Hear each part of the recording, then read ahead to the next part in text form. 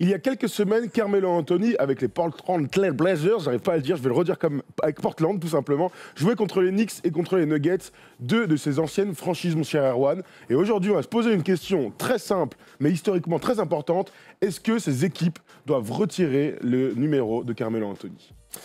C'est une bonne question, et puis je pense que dans les deux cas, il y a deux réponses différentes à apporter.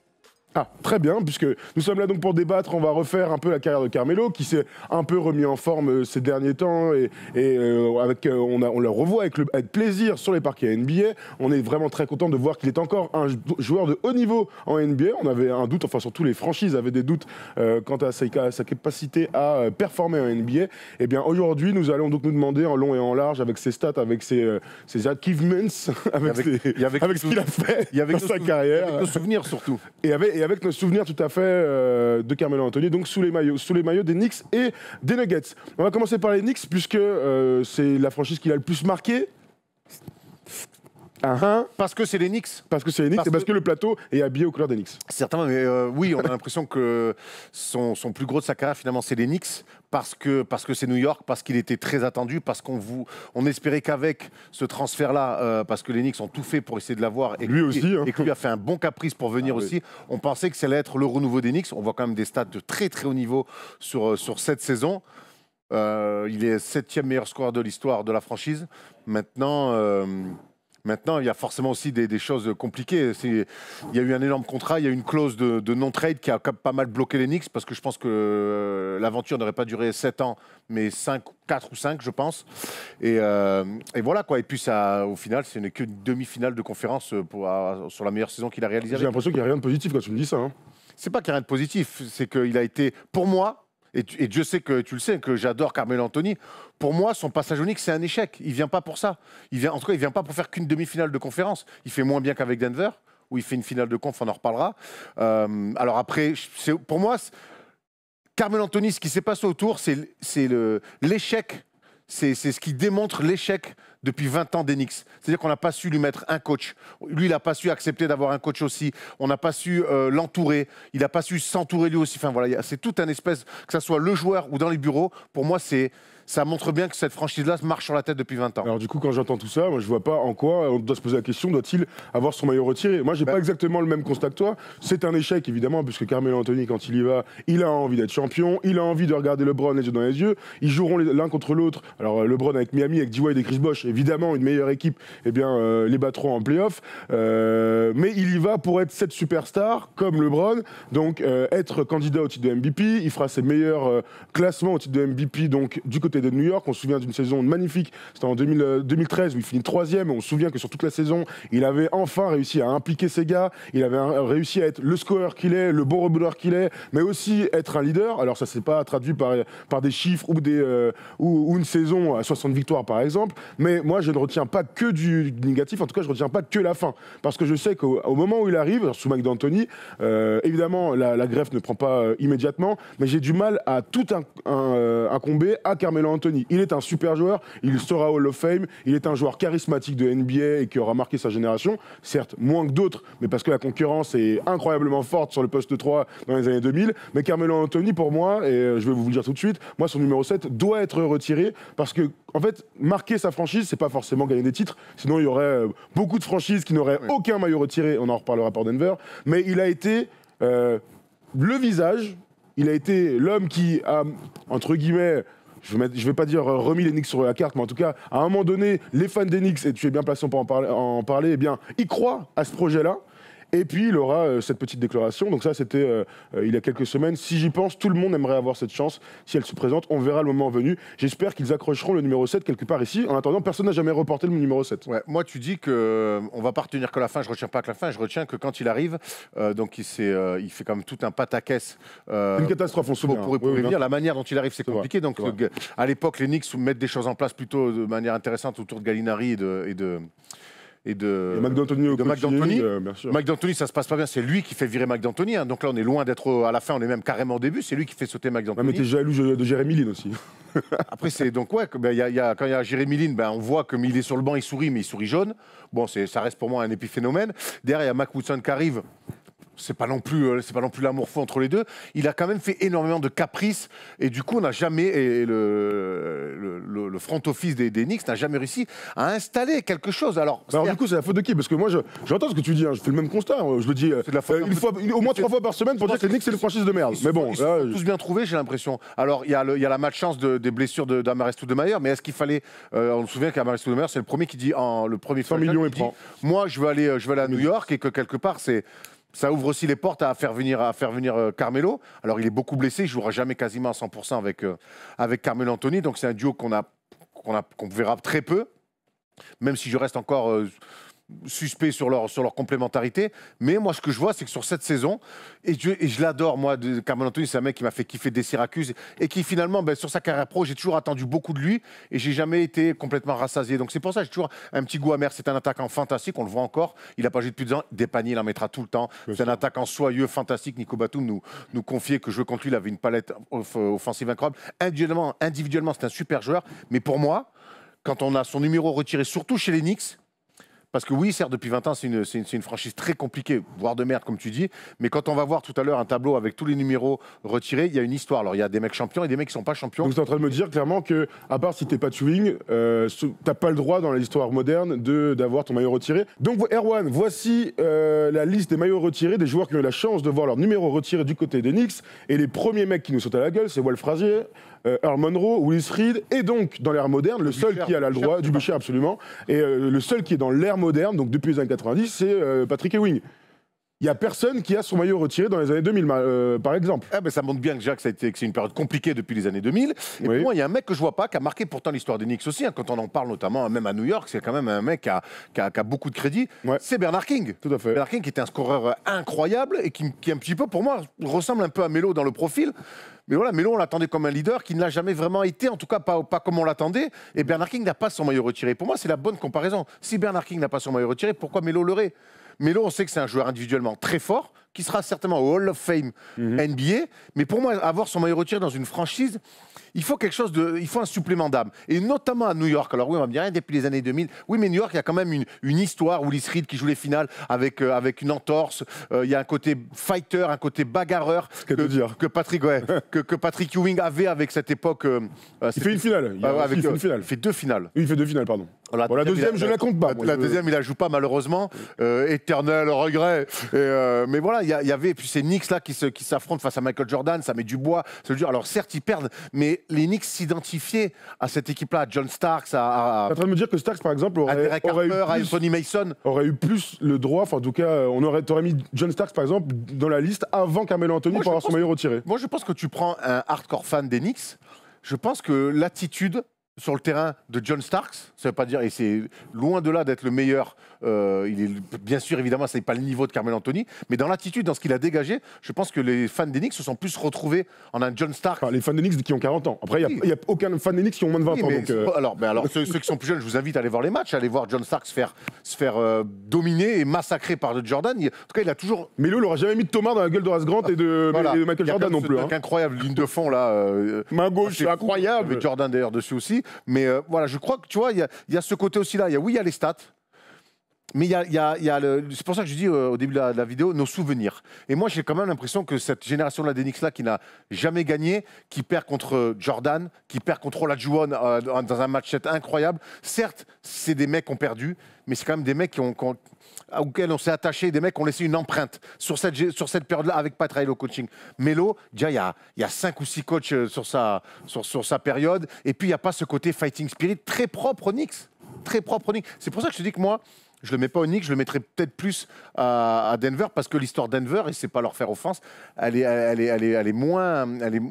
moins d'empreintes que chez les Knicks dans l'histoire. Donc Carmelo Anthony, d'après toi, non, si tu étais décisionnaire, tu ne retires pas le numéro 7 de Carmelo Anthony. Après, il y a tout un côté marketing, on sait quand même. Non. D'abord, je te pose la question. Erwan, toi, tu es James Dolan, milliardaire, et donc la first team aurait vraiment bien marché. Tu as le choix, c'est toi qui mets le petit coche sur le numéro 7 de Carmelo Anthony, tu dis non. Tu vois, alors, je te réponds. Il ne me répond pas. Il ne me répond pas. Faites quelque chose, il ne me répond pas. Alors, Bernard King, tu vois, au Knicks, Bernard King a des stats incroyables. 22 et 3 fois 22 points, le 26, il fait une saison quasiment à 33. Après, il joue pas une saison, il est blessé. Et il revient, il joue 23. Donc voilà, il reste un peu moins longtemps que Carmelo Anthony. Clairement. Mais c'est quand même un énorme scoreur. Et les gens de la ville sont attachés à lui. Carmelo Anthony, sur le basket, si on prend le purement basket, je ne le mets pas, honnêtement. Par contre, il y a le côté business, et là tu me dis d'être James Dolan, je le fais, parce qu'il y a le côté, faut raconter des histoires, et c'est important pour vendre des maillots, c'est important après dans l'histoire un petit peu marketing. Mais sur le basket pur, je suis désolé, et ça me fait mal au cœur, parce que j'adore ce mec, mais je ne le mets pas.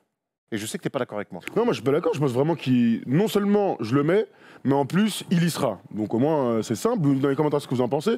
Mais je pense qu'il y sera parce que malheureusement la NBA, on va en parler pour Denver, ce ne sont pas que des belles histoires. Ce ne sont pas que des histoires de vainqueurs. Sinon, eh ben, je sais pas moi, les Warriors, où tu mettrais 9 maillots retirés, ce qui ne sera pas le cas. Au bout d'un moment, il faut faire des choix. Eh bien, Carmelo Anthony représente certainement pas la meilleure période des Knicks. Hein, je vais rien lui envoyer, mais être troisième au MVP, faire une série contre LeBron qu'on est en train de voir derrière, être un véritable leader dans un marasme, et on s'en rend compte aujourd'hui combien c'est une catastrophe. Moi, je pense que Carmelo Anthony, qui a ses défauts, on a des histoires aussi, effectivement, par exemple avec les jeunes joueurs, qu'ils soient européens ou américains, il n'a jamais eu l'attitude d'un vrai leader. Il est me, myself and I, il préfère penser à lui et à son petit confort. C'est une réalité des choses, mais je ne vais pas lui enlever le talent. Ce qu'il a fait, une demi-finale de conférence, aujourd'hui, les fans de Knicks en rêvent.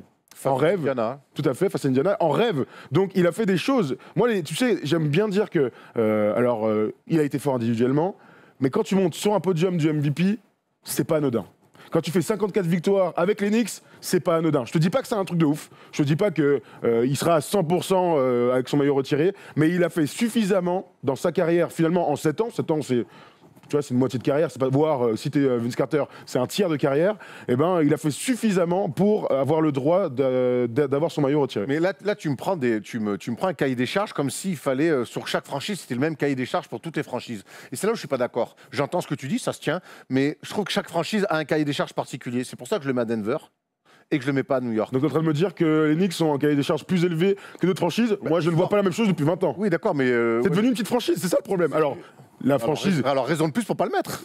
Non, au contraire. Je pense que tu sais, quand tu es dans un marasme, il faut te raccrocher à tous les trucs positifs possibles. Ça, c'est un truc positif.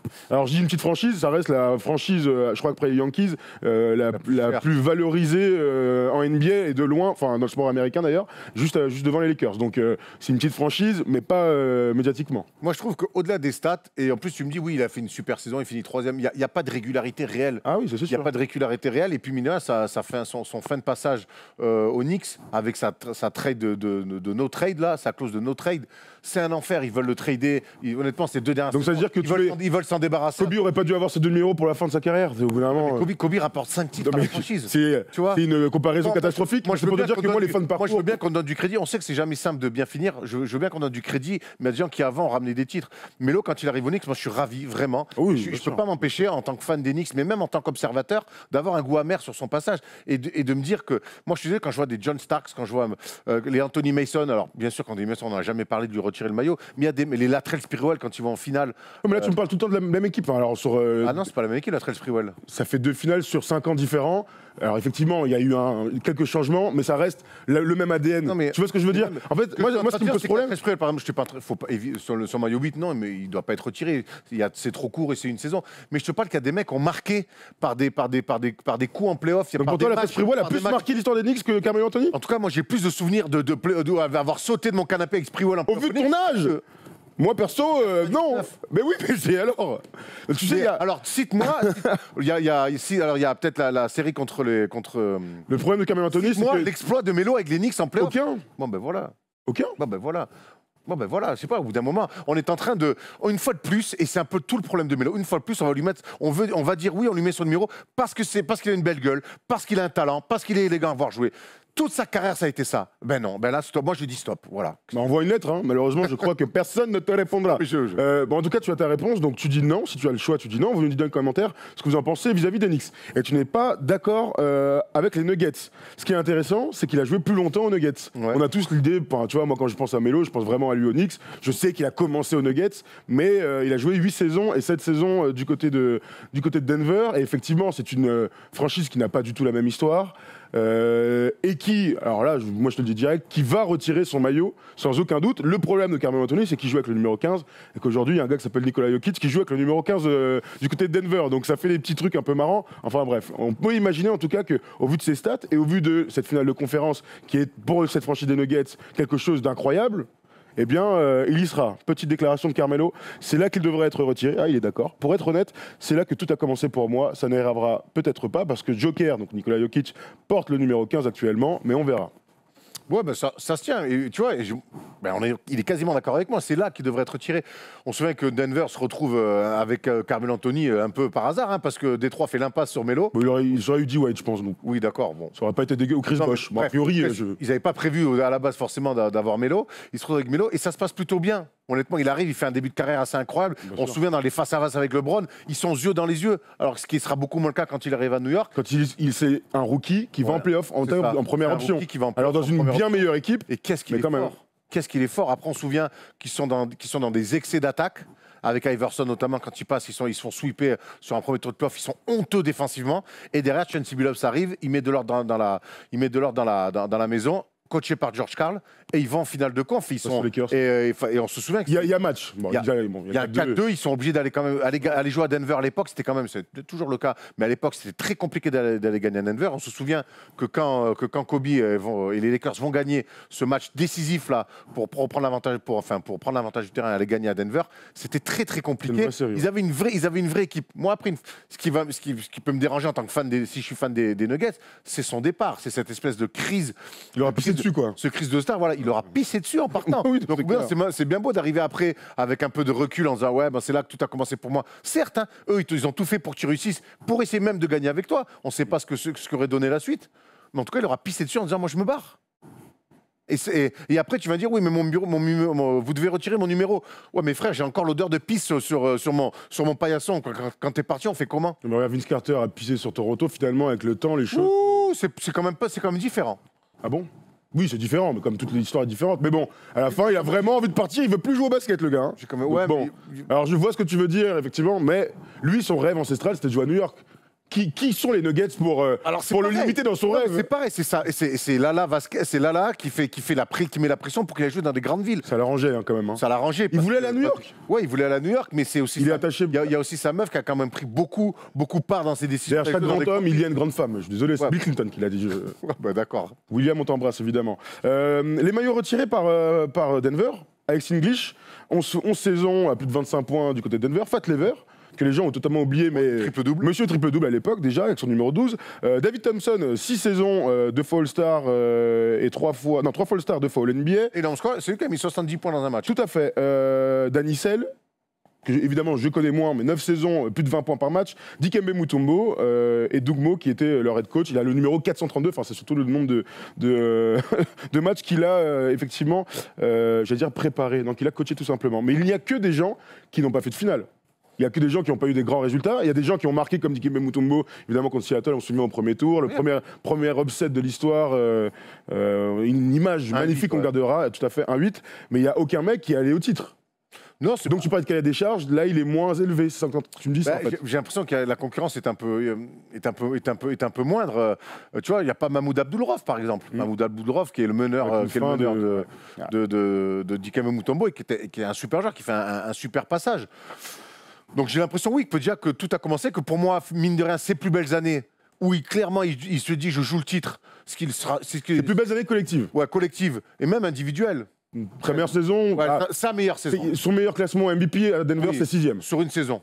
Enfin, tu vois ce que je veux dire, mais de manière générale, je trouve que son passage est quand même beaucoup plus abouti à Denver, malgré la fin, bien meilleur qu'à New York. Et puis à Denver, il joue quand même cette année, c'est en 2009. 2009, ouais. C'est en 2009 où ils se disent on joue le titre. On joue le titre. Et ça, New York, il ne se l'est jamais dit. Donc voilà, pour moi, je vois plus le numéro 15 relevé, mettre sur le plafond de la salle à Denver plutôt qu'au Madison Square Garden. Bon, en attendant, eh bien, comme ça, s'il a son numéro 15 retiré à Denver, Jokic prend le 51 et ce sera un superbe hommage à la belle ville de Marseille. Mais tu te rends compte, est-ce que toi, ça te ferait pas mal aux yeux, mal un peu au cœur de voir qu'un mec comme Carmelo Anthony, avec tout ce qu'on lui reprochait sur son leadership, sur ses crises de diva, sur ses... de dire que finalement ce mec-là va se retrouver avec 2 numéros retirés dans 2 franchises? Non, ça me choque pas, moi. Hein. Ça me choque pas parce qu'il est monté très haut, en fait. Donc je vais pas. Moi, je trouverais ça cher payé. Pour moi, le Enfin, grand très bien problème, payé, pour le coup. le grand problème de Carmelo Anthony, c'est vraiment son très grand problème. Enfin, d'ailleurs, ces problèmes, ils sont liés. C'est à la fois la concurrence, donc d'avoir joué à l'époque de LeBron et de KD, premier grand problème. Et son deuxième problème, qui est clairement personnel, c'est qu'il n'a jamais réussi à se mettre dans les dispositions mentales et collectives pour essayer d'être aussi fort que les deux autres mecs. Tu vois, c'est-à-dire que quand tu penses aux grands concurrences de l'histoire, les Magic Bird, Ronaldo, Messi, j'en sais rien, ce que tu veux, à un moment donné, ils se sont dit, je vais travailler de ouf, je vais être irréprochable sur tous les à côté du terrain, je vais me mettre dans les dispositions mentales pour être le meilleur. Et ils sont devenus, en tout cas, ils sont tirés la bourre avec l'autre meilleur pour être ce qu'ils sont devenus. Mais Lo, il a jamais réussi à faire ça. Il a jamais réussi. Oui, mais ça n'empêche que s'il n'y avait pas eu les deux autres monstres, là, ce serait peut-être le meilleur poste 3 de sa génération. Ça l'aurait pas. Ah bah pourquoi pas? Mais parce qu'il a pas ça en lui. Et moi, je vais te dire, ça aujourd'hui, c'est un constat de quasiment fin de carrière que tu fais. Bien sûr. Au début, Melo, même avec D-Wade et tout, il est censé être parmi ces meilleurs-là. Et très vite, en fait, très vite, au bout de 4-5 ans, 4, 5, 6 ans, on se dit, non, en fait, même D-Wade était plus un tueur que lui. Ah oui, ça c'est sûr. Tu vois. Et donc, après, il a jamais joué avec le Shaq, Melo. On peut pas le faire. Oui, mais même avant ça, même quand il bat, ce que fait D-Wade avant que le Shaq arrive face aux Hornets de Baron Davis, je sais pas, je l'ai pas vu Melo faire ça. Ou très peu, enfin, avec toujours des meilleures équipes. Hein. Moi, c'est ça mon problème, c'est que je vois ce que tu veux dire et je vais pas les. Il est très vite. En fait, il est pour moi trop vite, alors que cette draft 2003 avec les Chris Bosh, avec Dwayne Wade, avec LeBron James, mais très vite, il rentre dans un mec très fort individuellement, mais on se dit trop vite, on se dit, c'est pas un leader, il fera pas gagner. Ah bon? Trop vite. J'ai pas trop souvenir à. Moi, je n'ai pas trop souvenir de ça à Denver. Si, jouer avec Iverson. Ouais, mais tu joues avec Iverson, c'est cata. Ah bah oui, mais c'est pas. Il a fallu que Billups vienne mettre de l'ordre.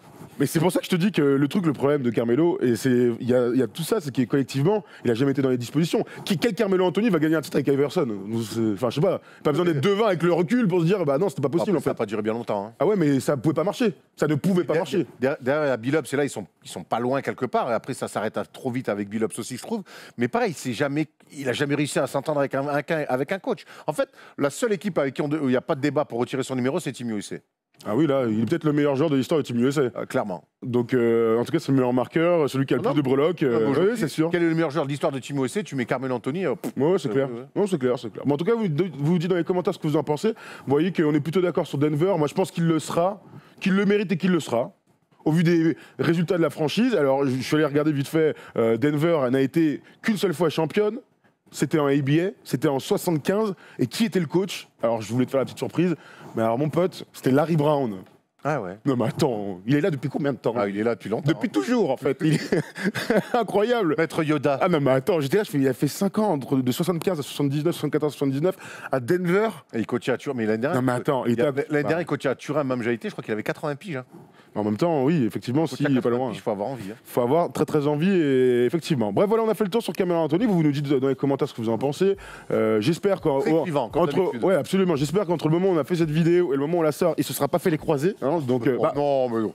Touche du bois. Ah bah, le premier commentaire, ce sera.